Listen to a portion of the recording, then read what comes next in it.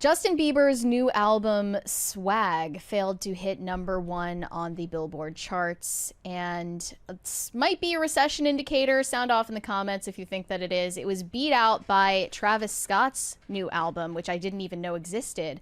However, Justin has been doing everything he can to promote this album, despite the fact that it was a total surprise drop for him. No one was expecting it. And his strategy for promoting this album has been quite bizarre and not effective.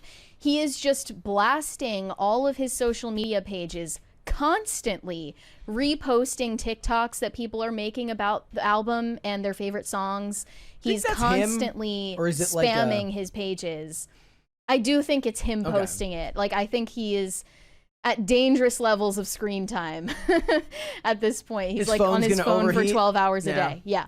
So like, it's hard to follow everything that he's posting online right now.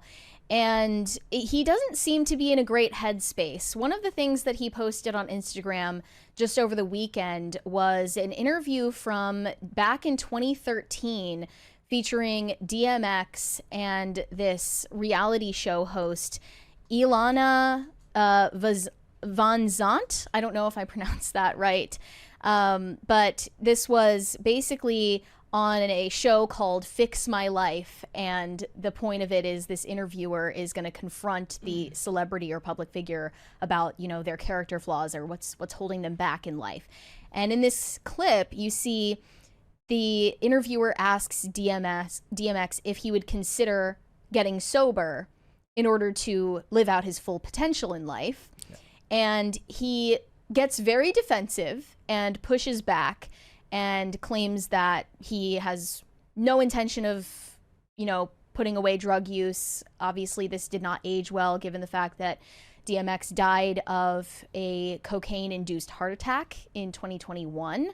So in a way, the interviewer was proven right in the end, but the comments were extremely illuminating. So I wanna play this clip that Justin reposted. Okay, here we go. Want to live your life as a clean man.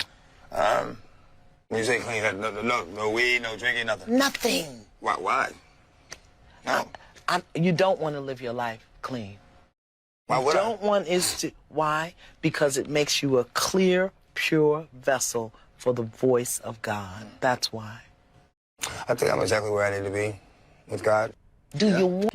So the comments were saying things like, sober people are always trying to spread misery like they're perfect. And a bunch of people basically agreeing with DMX. I don't know if they are aware that he died due to drug use, but Justin saw this clip and probably thought that it was relatable to his own life. And it was just last week that he posted a video alongside Sexy Red because she was featured on his album. And part of the caption on his post said, "We're faded in this video, don't judge." So he is smoking copious amounts of weed. That much is clear. He's posting all the time videos of him smoking and holding bongs, and people are saying, you know, this doesn't seem like the Justin that we once knew. And it's funny because last year and earlier this year, I remember like Candace Owens making a lot of videos about Justin Bieber saying that he was getting sober, and that's obviously not true. I mean, maybe he was at the time, but now he, at the very least, is only California sober. He's definitely drinking and smoking weed nonstop and sharing it with everyone who follows him. And wait, does California sober include alcohol? I thought it was just weed. I don't know. It's alcohol and weed, I think. I think that's the definition. But just back in February, Bieber's representatives said that he's just high on life. He's not doing hard drugs, guys. They said the recurring narrative that Justin is using hard drugs is absolutely not true. They say that the past year has been very transformative for him as he ended several close friendships and business relationships that no longer served him. And the persistent narrative about Justin's mental and physical health is exhausting and pitiful, and shows that despite the obvious truth, people are committed to keeping negative, salacious, harmful narratives alive. And you know, if we're just going off of what we see of him in the public eye from paparazzi photos or videos or him interacting with fans, he definitely doesn't seem like he's of a sound mind. I want to show this TikTok of him from back in February where he's interacting with a fan, and he's wearing sunglasses inside, and he's wearing this ridiculous outfit.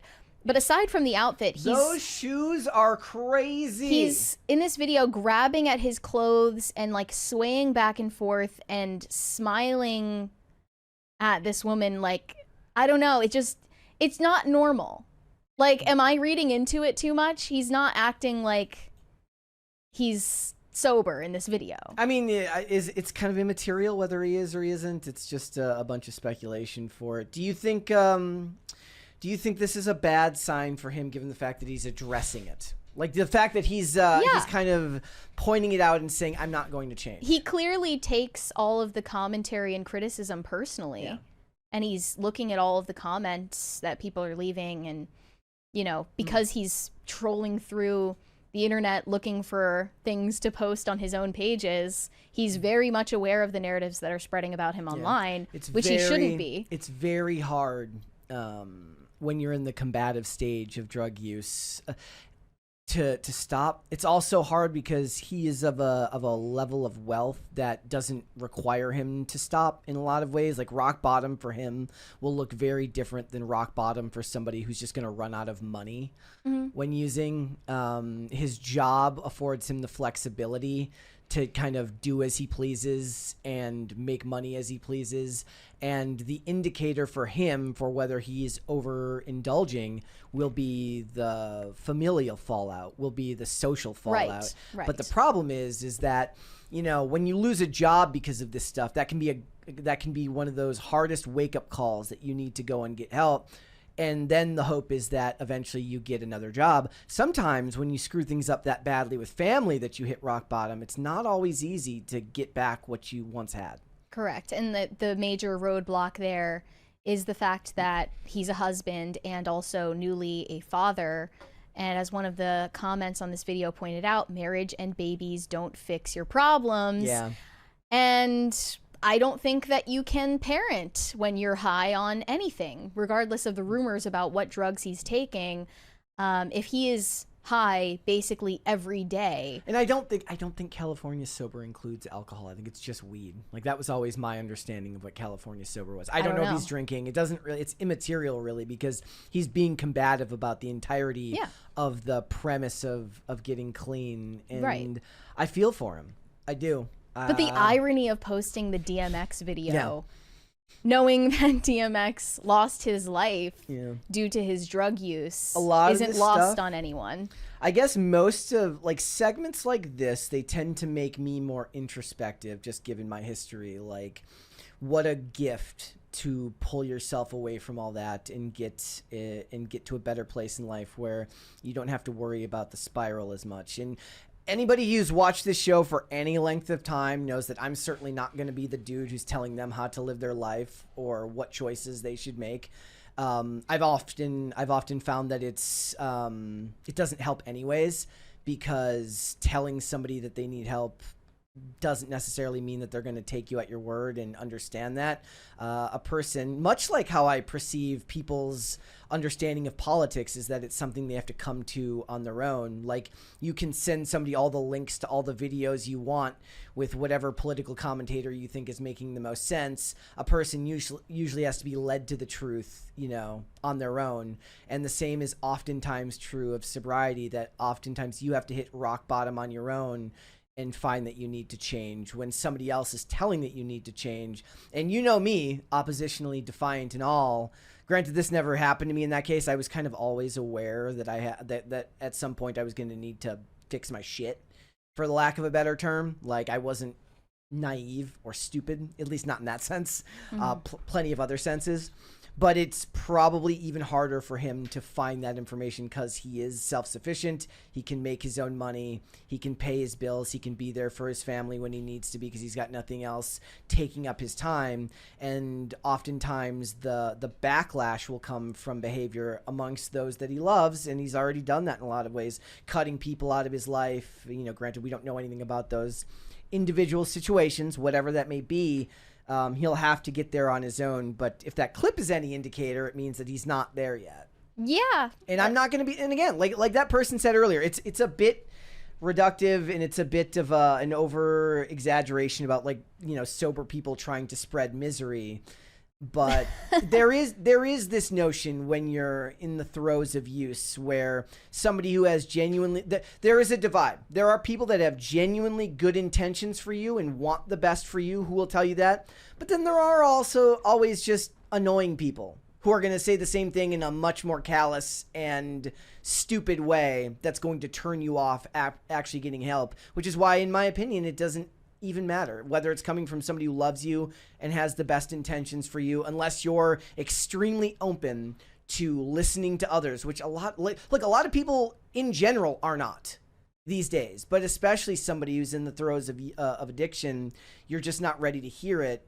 So both of them are kind of fool's errand. Look, it's still good to try. Like, if you're family and you have loved ones, it is one of the worst positions to be in, to be related to and loving someone going through that, because they're going to cause, they're going through a lot of misery and pain, and they're going to cause you a lot of misery and pain. So perhaps the only wake up he has is when his family tells him that it's been too much. And even then, it's not always enough. Well, the theory goes that he's being enabled by the people around him, and he's not only going through this while being independently wealthy and successful, he also has the cushion of being married to close to a billionaire. Yeah. And Haley allegedly sold her brand in order to bail him out of outstanding debts that he owed to Scooter Braun.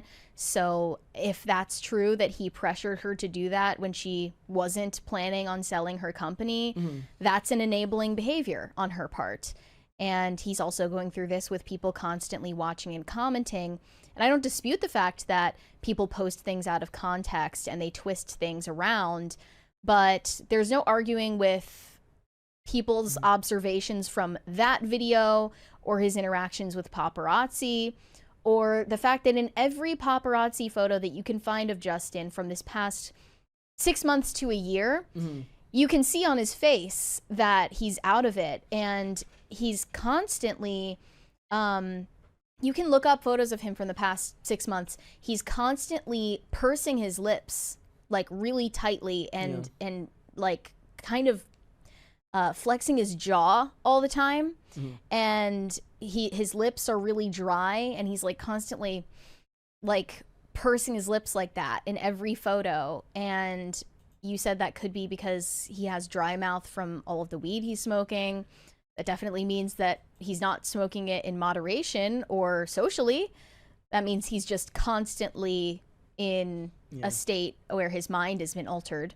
I guess but all of it this could be stuff other is things like, as well. I don't know. And I like don't then know you know he that's- shows up looking like he hasn't slept in days, and people are like, people from his team are saying, "Oh, well, he's not sleeping because he's working so hard on music." Well, like, I mean, maybe the better answer is like because he's got a newborn.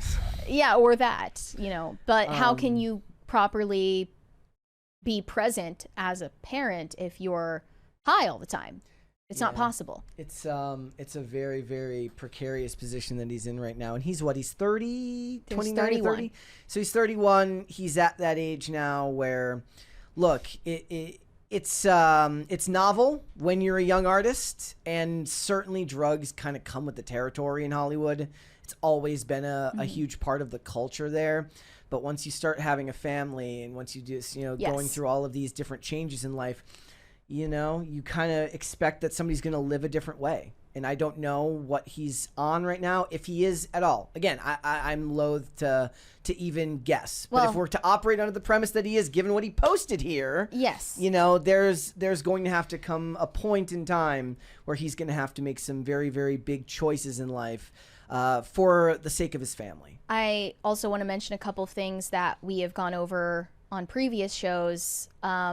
First off, the claim that he was getting fed drugs not only by friends or employees, but also by his own dad. That was His a claim mom. that it was both. It was a claim from a family friend that he saw Justin's dad giving him Percocet and telling him to take it. Yeah. And then other claims from his DUI arrest in 2014 that he had SSRIs in his system and he didn't know what dosage it was because he said it was his mom who handled all of that for him. So there's that. And then also a post that he put up on Instagram only, I think, a month or two ago at most, where it was a conversation, a screenshot of a conversation he was having with ChatGPT, asking ChatGPT if ketamine can be used to control people's emotions. And we talked about that, I remember, on the show. Yeah, I remember that. And people memory hold it so quickly. Why would he post something like that? Like, what kind of hint are you trying to drop to people? You know what I just realized? He's kind of like a weird version of Britney Spears in his social media engagement. Yes. Like, he just be posting shit. Yeah. And there's no Way rhyme or too reason. much. There's no rhyme or reason to it. Like, regardless of whether he fixes his problems, he's certainly not doing himself any favors by sharing all of his ups and downs with the world and posting all of these emotional essays on Instagram about how he's feeling and disclosing all of that. That's not going to slow or stop the conversation about you having some kind of mental breakdown. If you want to convince the public that you're okay, probably best measure is to say nothing. Yeah, there was like an Instagram account I started not following, like hit the follow button, but they started showing up in my feed, and it's this kind of horrifying. I forget his name, but he's always talking about getting sober, and to most people, it's very clear that he's not sober. And then the people in the comments are arguing about whether he is or he isn't. And I look at that stuff in kind of a horrified way of like the trappings of where you end up. Because I wouldn't wish addiction or withdrawal on my worst enemy. If I had a worst enemy, which I don't think I do. Maybe somebody in the chat is my worst enemy. But if you are, I wouldn't wish that life on anybody at all. You know, it's a hell of your own making, and it's very, very difficult to get out of. So he's got a long road ahead of him. Thanks for watching. Listen to full episodes of Pop Culture Crisis on Spotify. Keep up with us on social media and make sure you subscribe and ring that bell so you never miss the show. Bye, guys.